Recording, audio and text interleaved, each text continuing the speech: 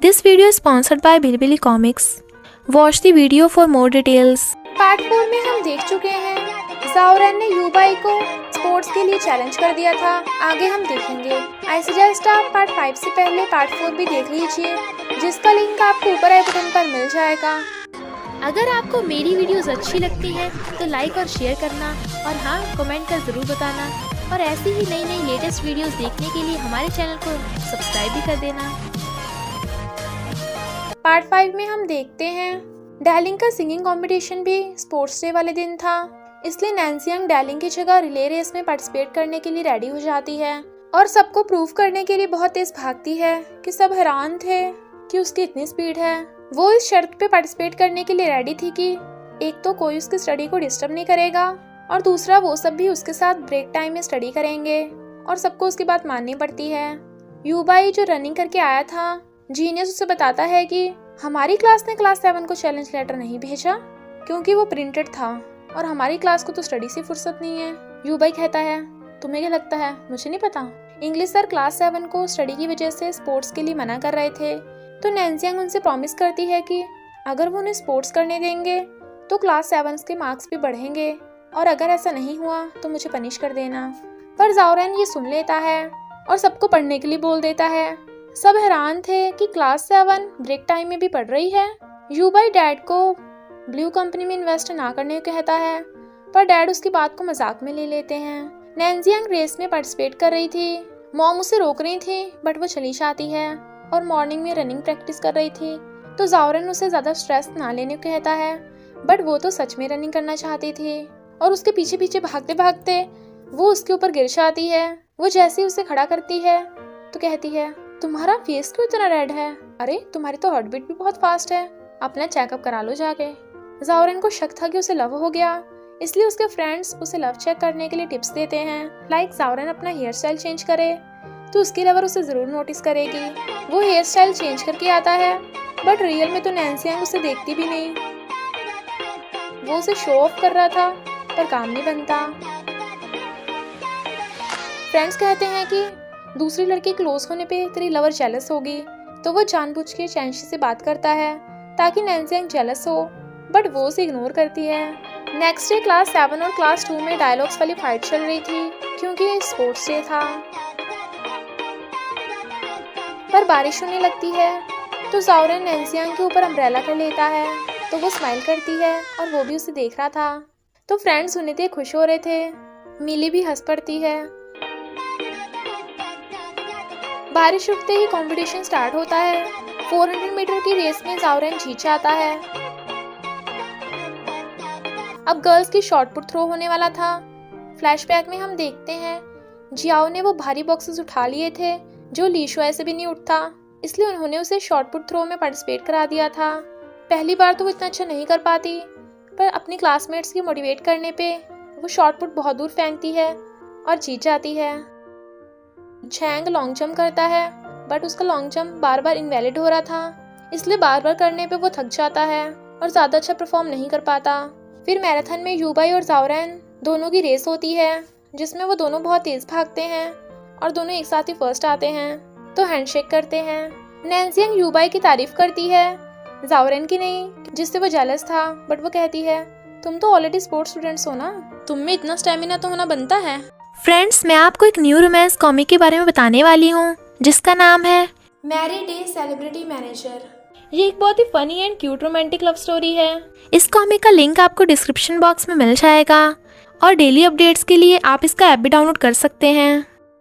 ली Shuai बेचारे के sports shoes खो जाते हैं, और दूसरे शूज पहने होने की वजह से वो रेस में भागते टाइम गिर जाता है, पर थैंक गॉड उसके ज्यादा सीरियसली चोट नहीं लगी थी। गर्ल्स की रिले रेस होती है। काफी स्पीड होने की वजह से नैन्सी यंग की टीम जीत जाती है, यानी क्लास 7 नंबर 1 आती है, तो वो बहुत खुश होते हैं। क्लास 2 थोड़ा सैड थी, बट इट्स ओके, खेल में हारना जीतना तो लगा रहता है।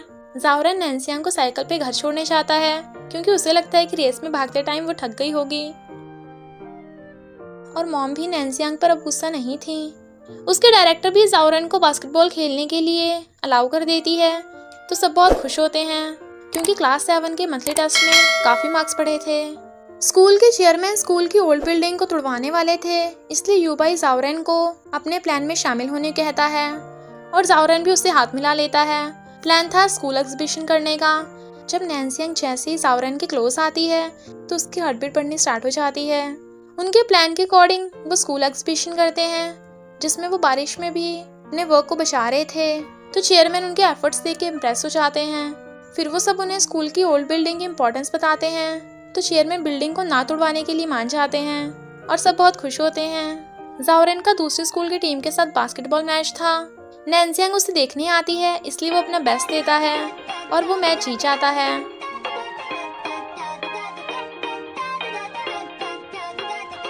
जाओरेन नैन्सियांग को हमेशा परेशान करता रहता है, इसलिए चैनशू से समझाती है कि अगर तुम सच में उसके क्लोज होना चाहते हो तो तुम्हें भी उसकी तरह पढ़ना स्टार्ट करना होगा।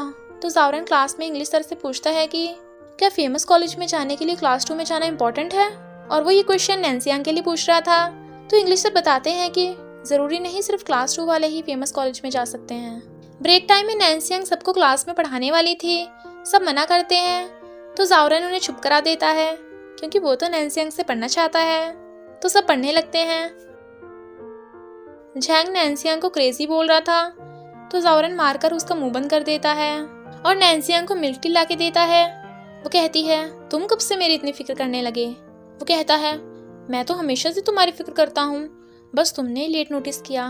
वैसे क्या तुम सच में क्लास 2 में जाना चाहती हो। वो कहती है हाँ, पर ये इतना भी आसान नहीं है। वो सैड था पर फिर भी उसकी हेल्प करने की सोचता है। ली शुआई अपना बर्गर खा के झैंग का मांगता है।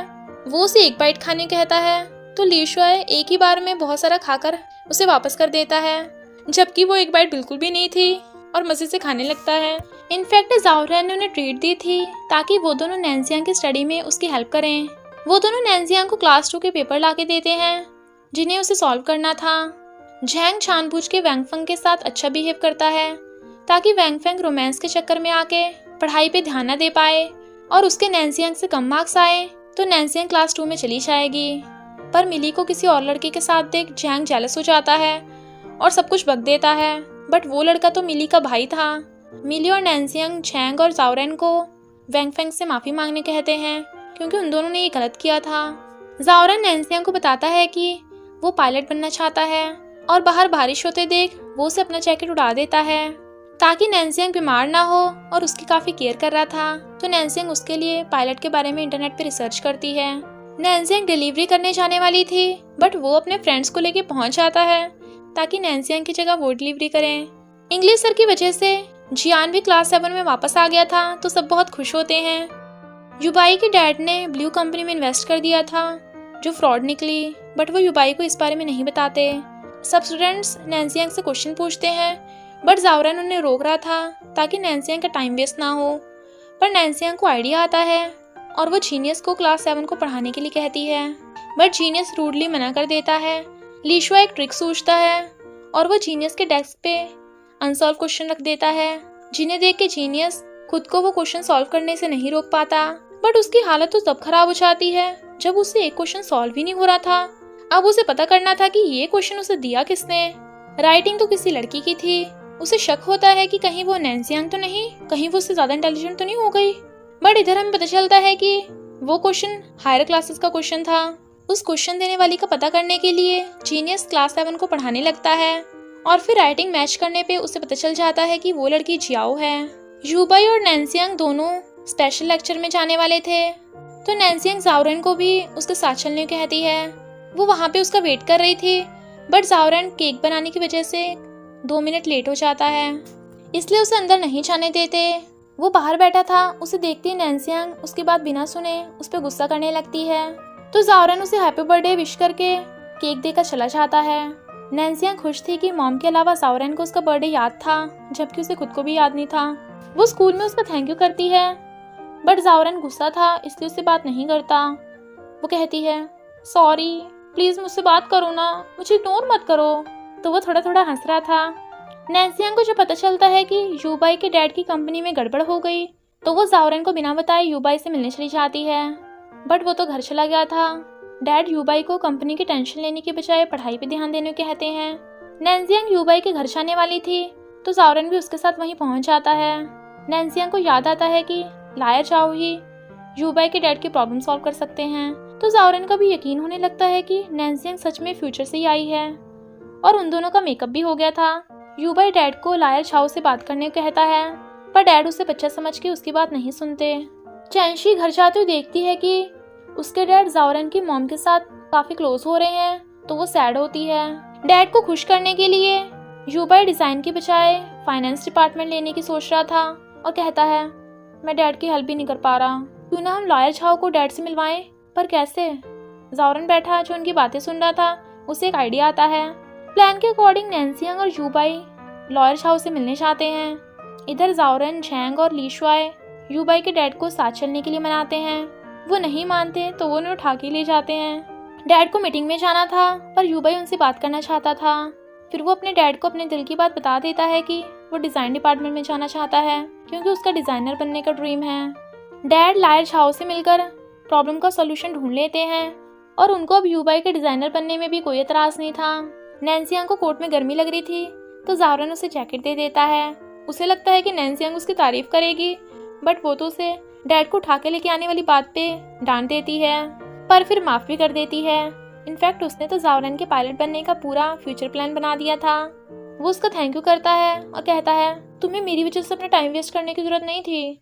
वो उसे खाना सर्व करती है तो वो खुश होता है। जब वो नैन्सियांग को बास्केटबॉल खेलने के लिए कहता है, बट नैन्सियांग को तो बिल्कुल भी बास्केटबॉल खेलना नहीं आता, तो वो उसके क्लोज होकर उसे सिखाने लगता है। बट नैन्सियांग को कुछ फील हो रहा था, maybe it's love. Monthly test होने के बाद रिजल्ट आता है, तो क्लास 2 के मिस्टर लियाओ बताते हैं कि जो क्लास 2 को छोड़कर जाने वाला है वो है वैंगफेंग। को लगता है कि वही होगी, बट सर तो चैंशी का नाम लेते हैं। ये सुन सब हैरान थे, पर चैंशी चुपचाप बैठी थी। इधर क्लास 2 के इंग्लिश सर सबको बताते हैं कि नैन्सियांग की पूरी स्कूल में 50th रैंक आई है, तो सब बहुत खुश होते हैं। सर कहते हैं, पर क्लास 6 के एक बच्चे के भी नैन्सियांग की तरफ 50th रैंक आई है। उसके साइंस में ज़्यादा मार्क्स हैं, इसलिए स्कूल ने डिसाइड किया है कि उस बच्चे को क्लास 2 में जाने दिया जाए। ये सुन नैन्सियांग सैड थी, जबकि सबको ये बात गलत लग रही थी, स्पेशली ज़ाओरेन को। नैन्सियांग क्लास उठकर चली जाती है और इसी के साथ पार्ट 5 का एंड हो जाता है। बस थोड़ा सा इंतज़ार करना, फिर मिलेंगे नेक्स्ट पार्ट में। तो देर किस बात की, जल्दी से जाकर डिस्क्रिप्शन बॉक्स या कमेंट बॉक्स पर ही दी गई लिंक को क्लिक करके इस रोमांस कॉमिक के मज़े लीजिए। Thank you Bilibili comics for sponsoring this video.